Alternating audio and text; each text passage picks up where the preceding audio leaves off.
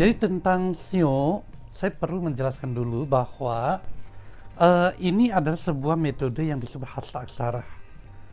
Disebut hasta aksara karena satu rumus itu terdiri dari 8 huruf ini, ya. Nah, metode hasta aksara itu sebetulnya adalah sebuah ilmu pencacahan data sebetulnya, ya. Jadi orang dulu itu mencatat segala sesuatu pertama-tama dengan membuat simpul pada tali, ya. Sesuai perkembangan zaman, ya simpul itu tidak efektif ditinggalkan, kemudian digantikan dengan memakai kode. Nah, memakai kode pada waktu itu sudah mulai muncul huruf-huruf, maka dibentuklah apa yang disebut 10 batang langit, ya, itu Jia I Ping Ting U Qi Gen Xing dan Gui. Jadi 10 batang langit itulah digunakan untuk pencacahan.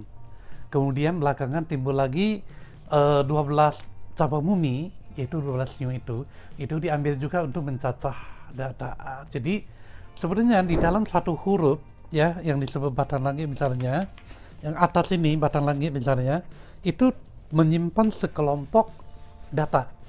Di bawahnya cabang bumi juga menyimpan sekelompok data, ya. Jadi kalau kita bisa mengetahui data apa aja yang tersimpan dalam huruf ini, otomatis kita bisa tahu, oh ini format rumus ini bercerita tentang apa. Nah, jadi di dalam perkembangannya pada waktu Jin Cao itu berapa ribu tahun yang lalu lah, ya. Jin Cao itu mungkin 1000 lebih tahun yang lalu, ya.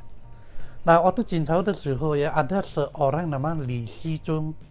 Li Xizhong itu kemudian menggabungkan data yang ada di tahun dengan data yang ada di bulan dengan data yang ada di hari.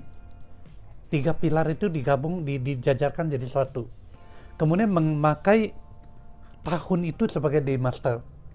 Karena tahun itu ada elemen dan ada sionya, maka dua ini yang ditonjolkan, elemen dan sionya. Itulah yang digunakan pertama kali dan berkembang sangat luas dan sangat disukai.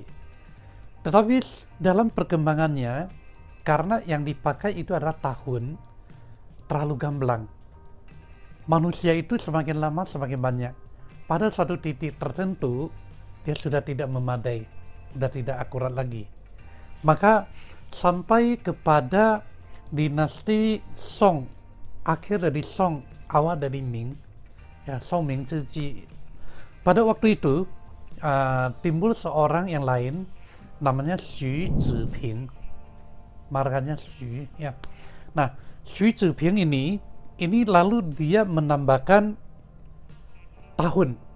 Jadi lengkaplah sekarang menjadi 4 pilar, 8 buah huruf, ya. Kemudian memindahkan masternya itu dari tahun ke hari. Itu yang dipakai oleh kita sampai dengan sekarang ini, dan akurasinya semakin lama semakin tajam.